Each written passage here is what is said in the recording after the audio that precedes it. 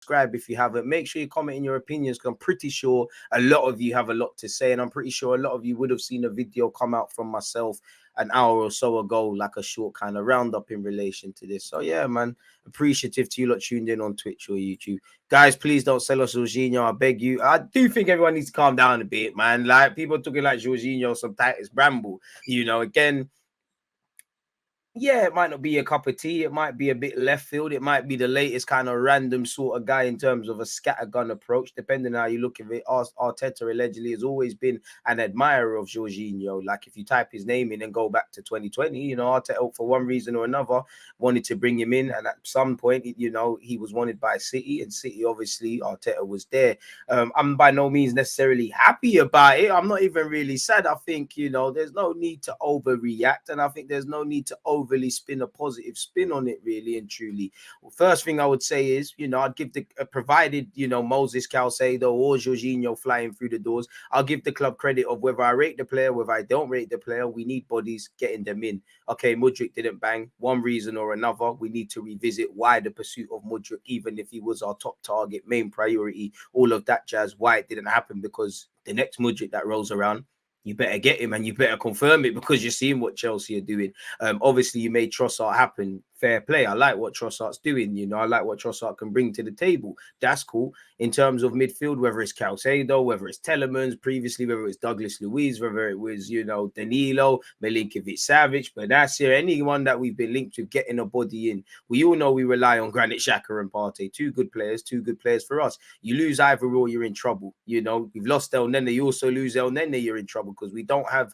any legitimate options that probably would play in the pivot, either in place of Xhaka or Partey or with them, in which El Nene is that. Because, provided if Lokonga was doing what he had the potential to do, we might be looking at this Caicedo thing or Jorginho thing, or just a pursuit of a central midfielder, or even El Nene's injury with a bit more brazen with it. But we're in trouble. Any other messing around, we've probably got to look towards, probably slightly tweaking our midfield with the Smith Rowes, the Fabio Vieiras, the Zinchenkos, the Odegaards maybe playing in that Granit role, etc., etc.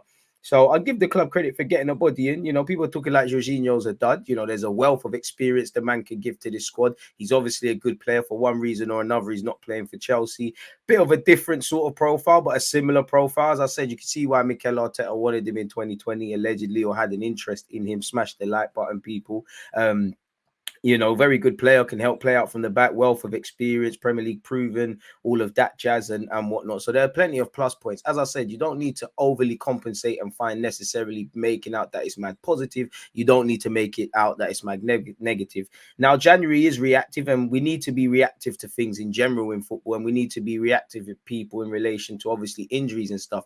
Could we have been proactive? Clearly, the club were working on deals on the back burners. Clearly, spanners happen, and you need to get, you need to have adaptable issues. But this window, especially the last two days in particular, or better yet, the last 2 weeks, it does feel a bit scattergun, a bit scattergun, a bit reactive. Now, like I said, if there's been an interest in Jorginho previously, obviously we all could see Caicedo's a great player. If you think that he's worth that money, and you think Jorginho is worth going against the remit of the club with the young players, fair enough. But to an honest fan, or being devil's advocate, it appears scattergun. The two men behind me, the only two similarities they have is that, well, they could both have played for Chelsea by the end of their careers. Chelsea are rumoredly back in. And that they're both centre mids. You've got Jorginho, who is 31. Obviously, when you look at that, as I said, sometimes you're going to have to go against the grain a bit, just like with Trossard, who's a couple of years younger at 28. You're going to have to get players that are an exception to the rule. And just because you turn 30, 31, all these things, I'm not behaving like you're 90 and you're done, but it's a different sort of thing. And you always have to think of a get-out plan, in my opinion, anyways, because you look at Jorginho, playing devil's advocate, I like to be I like to be optimistic, sorry. I'd assume that because of your age, because of, you'd have that fire in your belly because your playing days are fairly short. Obviously, Chelsea have got rid of you. You have a bit of a positive hump on your shoulder. So I'd think those are sort of things where you'd hit the ground running. You'd still remain in London. You'd still remain in the Premier League. Now, if I'm playing devil's advocate negatively, what's his hunger like? Because, yeah, he's got a wealth of experience to provide to Arsenal. He's been there, done that, wore the T-shirt where team accolades are concerned. But what's the motivation? You move to London, you're 30, you're still in London, you're going to get a decent deal. You're 31, you're playing with a bunch of youngsters, and you've been under, respectfully to Mikel Arteta, some household names within management space that have done the bits and pieces, Jorginho. So you might look at Arteta like, who's this guy? We've kind of seen how this works. Obviously, there is an element of regressing. And you've got Granit, you've got Partey, you've got assuming you bring in Jorginho and El Nene at least for the remainder of the season, you've all got them with, they're kind of here for the present, and you do need to kind of find a backup option. A bit like, it's a bit different because Tierney's obviously young, but in the same way that our midfield relies on Xhaka, if we keep developing and finding players, Xhaka or Partey might find themselves one day obsolete, or they might be demoted in a nice way. They're part of the squad, which, as we should be. We should be looking for the heirs. Assuming we sign Caicedo, Declan Rice, or Telemans, or whatever, you'd have to gradually move away from Xhaka and Partey starting week in, week out, without talking about the obvious people. So it does make sense. It does, that's the first thing I would look at, because at some point you're going to have Xhaka, Partey, El Nene, assuming he stays, and Jorginho, and they're going to be on fairly good wages on the wrong side of 30, where you could, I'm not saying you're done, but on the best of days, we kind of struggle. And at least until 2024, assuming Cedric doesn't permanently move to Fulham either now or in the summer, you've also got 100 grand a week Cedric Suarez. So you've got players that on the wrong side of 30 on handsome wages, bit different, but you throw in Pepe on paper, he's here for another year. Marie's still here. We hope Monza stay up, and they dealt with Juventus. So there is a lot to like about the Jorginho move. I think he's a good player. I can see why they want him. His metrics are actually better than people give credit for. But in terms of regressing, in terms of it going against the grain a bit, in terms of it being a next player we're linked with in the back of a reactive market, it does make me look at it a bit funny, if I'm completely honest with you, lot, because there's rumors that it'd be 20 million people at the start of January. And again, what is said in the papers is very different to what happens in the boardroom. And once again, this window has shown that. Gakpo dead set to go United, goes Liverpool. Mudryk dead set to sign for Arsenal, goes elsewhere. Cancelo out the back burners, out of nowhere, goes to Bayern Munich. So no matter what these journalists say, no matter what sources they have, etc., smash the like button, people. Nobody truly knows, really, but it's reactive. We didn't get Mudryk, we didn't get whoever. It didn't happen. Jorginho is down to his last six months. Chelsea are in a transitional period. If they can get 20 million for him, that's great business. Was that not the reason why we didn't want to pay 20 million for Yuri Telemans? In that his contract is running up in six months at the time, or 4 to 6 months, and we don't want to give Leicester the money they want. Saying that, obviously Leicester find themselves now in a relegation battle. Chelsea are having a woeful season by their standards, but they're not.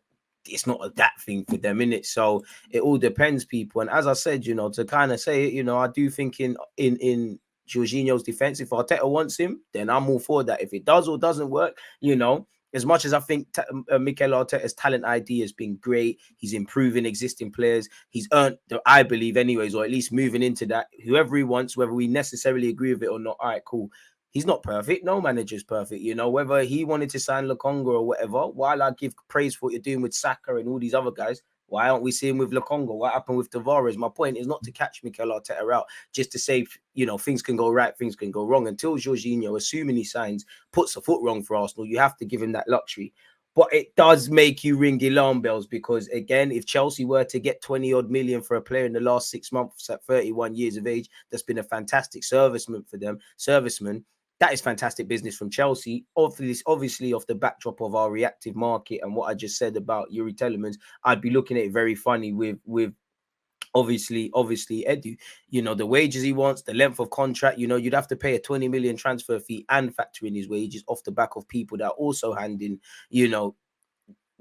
draining fair resources out the club. At some point, Xhaka and Partey, for example, not in the immediate future, players that are first names on the team sheet, one day they might become fairly disposable from a different point of view, but kind of like Kieran Tierney as the game evolves, people. So we'll have to see. As I said, again, I don't think Jorginho's the worst of player, but it's not really, it's not really one I thought we would be talking about, people. So it kind of is what it is, if I'm completely honest, man. Smash the like button. What else are you lot saying before we obviously look at what the papers are actually saying, people? So yeah, man, that's just my thoughts on it. I'm not necessarily for it. I'm not necessarily against it majorly. I can see the angle, but I'm kind of more thinking, short and medium term with Arsenal. And again, where you look at it again, we don't know how close or how far transfers really are, but João Felix on loan. All right, cool. The finances did not make sense. Tried to get Mudryk for one reason or another. We learn from hindsight and apply better foresight. All right, cool. That didn't bang. You find yourselves going for Moses Caicedo, obviously a great player. Brighton sourcing good footballers. I can see the angle. Maybe even overpaying. Fair enough. We can talk about the transfer fee, but fundamentally, if you're that convinced on the player and he does well, nobody cares. All right, Brighton want to play hardball. Obviously, you're offering something ridiculous. I don't think necessarily anyone can accuse Edu of lowballing Brighton. The man's played 30 odd times for all his potential for Brighton, played more times actually for his country than Brighton in the Premier League.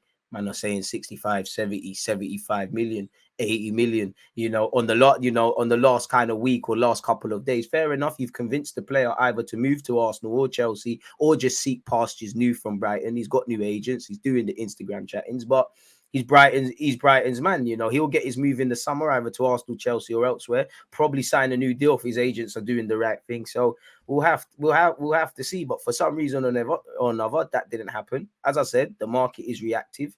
But I just wanted to see a bit more proactiveness. And again, plans go left, plans go all over the place. I admire the club in many aspects for being convinced or not convinced on if a deal's right, for a variety of reasons, ability, mainly finances. And obviously you need to react to injuries. But I mean, regardless of injuries at this football club, you could see central midfield is a delicate situation and it needed to be addressed. And we knew in the summer it needed to be addressed going into that, the off the back of last season, going into the summer, obviously, going through the summer. And we started very proactive in the summer with Zinchenko, Jesus, all these guys in very early. Even if you want to force it, Marquinhos and Fabio Vieira off the field, they might be underwhelming to some Arsenal fans, but had they not have had a pre-season, yes, one was injured, would they be even more underwhelming, allegedly? So we knew in January, even with Mudryk, we knew in January, all right, cool, the summer, it didn't work. Can we get these things in early?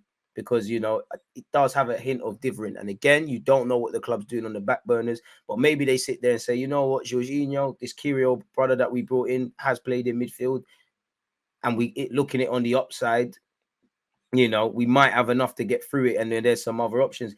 Obviously, Arsenal are ready to react in multiple ways, but you just get the vibe that sometimes our plans in the transfer market, to me as an honest fan, it's like, it's a great plan. It's great intention. The principles are right, but it's just, if one spanner is thrown in the works, there's an issue. It's like if you was you invested in properties and you bidded for a house at auction, and you're looking on the leaflet, you're factoring in certain things and whatnot. All right, cool. That's a great plan. And if it works, it works, as with Jesus and Zinchenko. But if you go in there and see there's got asbestos, or you're gonna have to pay more to do up the garden, or someone else gets involved and there's a spanner in the works, it does feel like we do kind of leave ourselves an element of shortchanged. Of course, when you're linked with shiny new toys with Moses Caicedo and Mudryk, the signings of Jorginho and Trossard, who are good players, might not necessarily galvanize fans. And I'm not trying to do Trossard a disservice, because I think that's a very good addition for us people. But I'm sure the majority of you will understand what I'm alluding to. So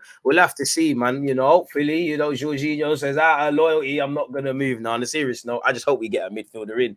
If Arsenal weren't convinced, they probably would get no one, So there has to be some element of, regardless of Jorginho's age or whatever people say positively or negatively, there's a degree of, okay, we'll bring this man in and he can bring something to the table. But until people are holding shirts, who knows, people? The dream is free. The hustle is sold separately. So we'll have to see. Smash the like button. What are you lot saying? We're winning the title same way. I don't check the league table, so I hear that, man. What do you think of this crazy Chelsea spending? It's not looking good. But if it's a means to an end, fair enough, innit? And if Arsenal could give them 20 million on a player whose contract's running down and take Jorginho off their books, it is what it is.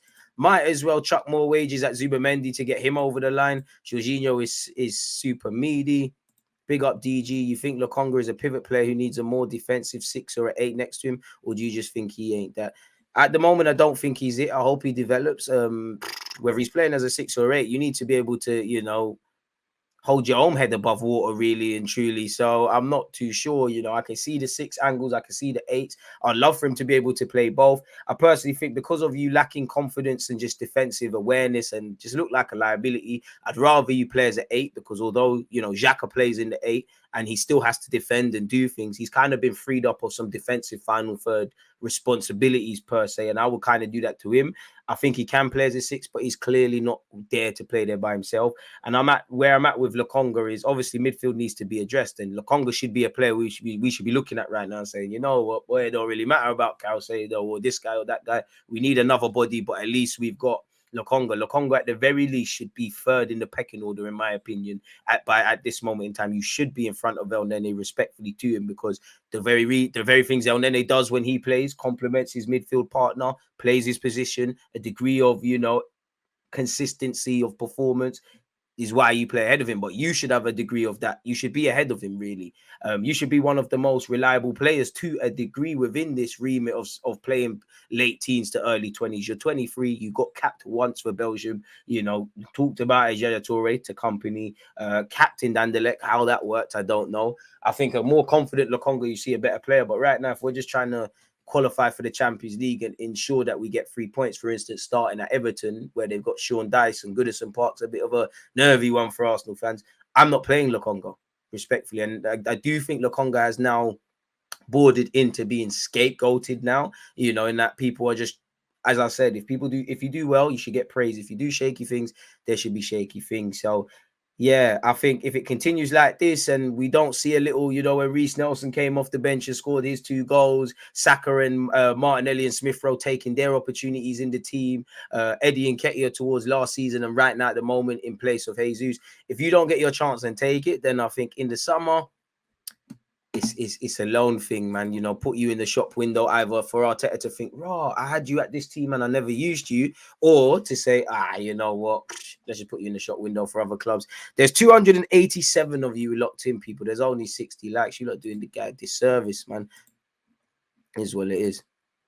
I mean, I wouldn't call him a Chelsea reject. He hasn't signed the renewal. He's won a lot of things at Chelsea. If it worked out, it worked out. What I would say is, when we've signed quote unquote Chelsea players or people with Chelsea history that have been on the wrong side of 30, it's hardly worked out, has it, for us? Really. And again, for me, it's a sour, silly point, but it's like you're helping them with their FFP. If you clear Jorginho's wages and give them 20 million, as much as you could criticize their spending, they've got some bread back. And Everton have bidded for Gallagher. Apparently, he's turned it down. But if they get a couple of them Cobham boys out and flush a couple of other players, even Ziyech is being linked with PSG, you're kind of helping them. Clearly, Chelsea at the moment are going to write off some part of their season. Potter still has to try and get Champions League football as a minimum, but they're still in trophies and they're at a transitional period. Clearly, they're buying a lot of players. They're going to have to let people go. So to a degree, they're kind of biting the bullet this season. Unfortunately, I think Chelsea will be back. I do think they're a force to be reckoned with. I've always said under Roman's regime, not that I want to praise Chelsea. One thing I like is they don't lie down for too long. And every time they kind of finish 8th or 10th, unfortunately, the following season they do a madness. Hopefully, I'm proven wrong in that regards, people. So yeah, keep your interesting points coming. Twitch gang, appreciative to you lot tuned in as well.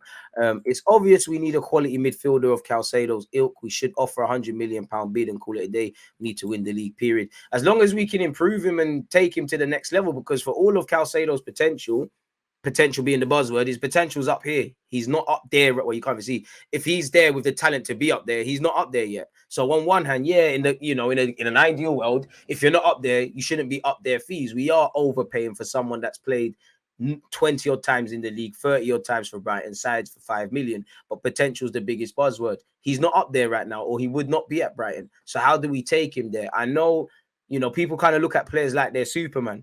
I'm having him, but I don't think you can expect him to read for all his mentality and stuff. You couldn't expect him to come in and immediately think, yo, you know what? Boosts the title credentials on top of just being a good player. So it is what it is in that regards, man. Jorginho is not for Arsenal. I don't get it. I get it and unget it. I get it in a sense of I can see in terms of how he plays, progressive passes, his defensive or just off the ball metrics, despite me having questions about his physicality and him being the profile. It makes sense. For me, it more, so I get it, but I do think it shouldn't be really, but we'll have to see, man. It just is what it is, man. Appreciative to you lot in, man. And I mean, Chelsea fans celebrating him probably keeping it moving is everything. And if we let him go, really, we're losing a player who 9 times out of 10 makes a mistake against Arsenal people. You know, a couple of times he doesn't travel well to the Emirates. One thing about Jorginho is that he doesn't take too many touches on the ball and his vision is good. He's a good player, man, really. But yeah, man, is what it is. Even Chelsea fans don't like the guy. I mean, they can say what they like. Everyone's allowed their opinion, but I don't think he's a bad player. It just seems very reactive. It seems not that I don't necessarily think it's reactive. Obviously, we had to have known for the last year indirectly. Maybe there's willingness for Jorginho and Chelsea to depart ways. Obviously, Arteta wanted, Arteta's an admirer of his talent, so we had to have maybe put him on a list of an option to explore, but it doesn't really fit our remit, especially when we've got 3 players that are key parts of midfield that are kind of the same age-ish of Jorginho, and in the next few years, we're going to kind of have to mention the same things. It don't really make it's more of the short and medium term. If he came in and did a madness, great. As I said, I don't think people have to over rationalize this signing in a positive way. I don't think people have to do the negative nanny stuff. I think the truth is somewhere in the middle. In that, I'm just happy to get a body. Didn't think it'd be him, but it is what it is, folks, man. So shout out to you lot. Appreciative for all the talking points. Love for the super chat. Remember, William, it's a big no to Jorginho. I hear that, my guy. I hear that. I hear that. I hear that. I hear that. I don't disagree really and truly with what you're saying, man. But for me, and also, as I said, it doesn't make sense because these were the whole reasons we weren't going for Telemans. Paying 15 to 20 million makes it way worth haggling the 5 M's for Mudryk or whatever Caicedo's Brighton want. We need a body in midfield. 100 likes, and we look at the transfer midfield, bro. Straight Georgie to Arsenal. I still can't believe it. So happy. Could work out like how we went for De Jong, got stifled, got stiff, pause, and fell into Casemiro, which honestly worked out the better for us. We'll just never know, man. If Jorginho wasn't from Chelsea, maybe, but I don't want to help West London Blues. I would have liked him some time ago, just not now. I'd agree. Everyone wants Anthony money for prospects. We rubbed, find gems and grow them. It's difficult though, because hasn't Caicedo gone on loan from Brighton? And things like that. It's a certain caliber of player or a certain level that they have to confirm before you get them. But you are right. You have 2 options. Well, 3 options. You either do nothing, you get with the program in that, okay, rightly or wrongly, potential's the buzzword. You got a nice potential guy on the top of everybody knowing you've got money. You have to pay the fees, whether they're worth it at the time or not, and just kind of make sure you've done your due diligence so that it's a success. Or like you said, you find these guys and act very quickly before they have this emergence, and you know how you're going to take them to that level, really. Or you do nothing, and then you're having certain conversations. Jorginho is not a defensively minded player to back up Partey, amen. And this is what I disagree with, because you're signed in kind of, there's not really that number 6 really, so it's not really an El Nene replacement like that. It's just a player that can play ball that you can see fits the remit. Jorginho is not a defensive-minded player to back up Partey. Jorginho brings no steel in midfield, just skipping around like he performs long jump. Arsenal don't need him. Just play Sambi Lokonga. Very harsh. Unfortunately, several strays were caught there, but I appreciate your opinion nonetheless, my guy. Well, keep the opinions flowing, people. Let me scroll the way up to the top because I think I'm boying people, if I'm honest with you. Shout out to you lot for your engagement, people. I don't think I've scrolled up that many times in a long time, man. I don't want Jorginho near my club. 3rd place Ballon d'Or hype. Whenever we are linked to Chelsea players, their fans are ecstatic. That's a terrible sign. I know everyone is going to say Arteta picked him, so trust it. Why are we always drinking from this poison, Chelsea? Well, leave that Chelsea reject. It's better to just leave and not sign anyone than to get another Chelsea flop. The guy who always back passes. Crazy.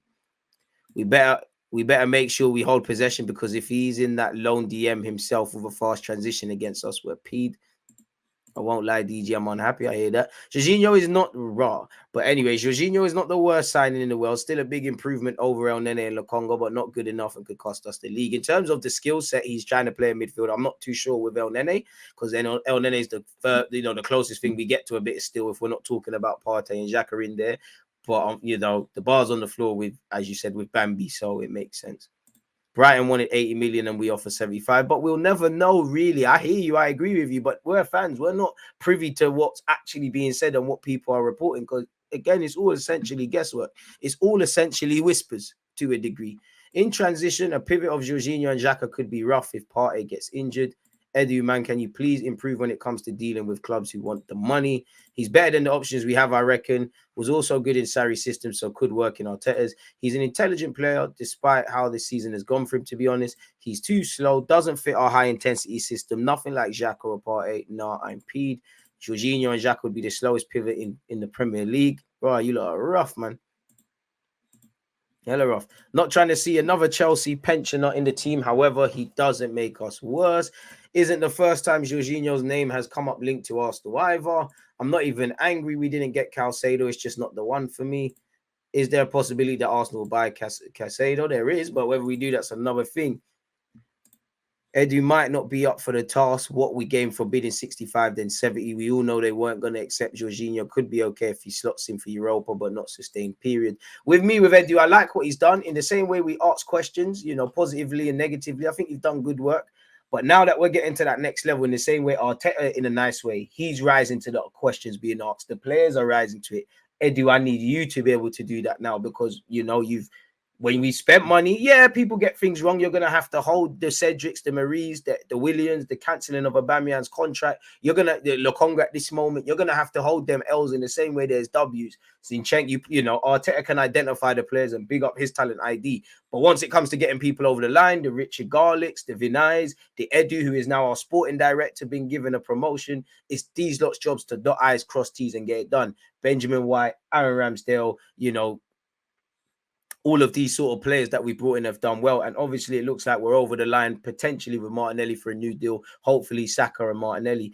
But if I look at it a bit harshly now, when it comes to them, I don't even like the word big money signings, but guys that you can't really strong arm. I can't believe that we're being held to a degree to ransom by Brighton, but it's football, innit? When it comes to the Pedro, don't look at the names, but just their clubs and the money, rightly or wrongly. When it's coming to the Paquetas who dodged the bullet, Rafino who dodged the bullet. When it's coming to these kind of guys, maybe even Conde, who we heard we were in for, Mudryk, obviously Moses Caicedo, the timing, let alone the bidding and things and the drawn out process. When it's these kind of players, convincing them for whatever reason or whatever external dynamics about whatever other clubs can offer, to a degree, it's just about getting it over the line. And we haven't done that. Douglas Luiz, in the summer, we didn't do that. Telemans, whatever, Vlahovic. Again, there's other factors, so I'm not just blaming Eddie, but we didn't just get these over the line. As I said, shout out to you for getting in Kyrgios. Apparently was going to do that in January, such as the journalist. Shout out to you getting Trossard and reacting. But I need to know that Arteta definitely going into a Champions League season next season. It's not a thing where, cool, you brought in Zinchenko and Jesus, we're getting some depth, but we need a midfielder, we need a winger, we need this and that. We need these things to be done. And sometimes it comes down to how good of a hustler you are. Now, you can't compare what Arsenal are doing to Chelsea's for beyond the obvious. Big up to you lot, smash the like button because you lot are sensible enough to be here and we talk about football at a certain level. You lot are not silly enough to say, well, Chelsea are doing this, we can do this, or Arsenal are doing this, other teams can do this. But if I look at it on a lazy one, boy, Chelsea were told no for Enzo Fernandez. For one reason or another, money can buy you happiness per se, but for one reason or another, looks like the man signing. I hear all of this. You don't want to risk the relationship with Brighton, and I hear it, in the longer term, it makes sense. I hear it, but do you want the player or not? Put the money down, man. It kind of is what it is, man. So, yeah, man. Literally is what it is, folks, regarding that. So, yeah, man, keep your thoughts coming. Again, I overly compensate for the positive and a lot. I mean, football's an emotional game. I don't begrudge it. Bring back Patino instead. I mean, Patino, just let him develop, man. Let the man develop, and then when he's of a certain level, which he's progressing, then you can bring him into it because ability is not the problem for any of these young players. It's can you do it where Arsenal are trying to do what they're doing like this season? The dynamics of Newcastle way, all of those sort of things. I saw people saying we should have been playing Brook Norton, Coffee, Eddie Cedric. As much as I don't rate Cedric, come on now. Let Patino play. He might even get recalled. Some rumors are saying Mick McCarthy were not really on it. Milinkovic-Savic, again, these sort of things look like it's a summer job.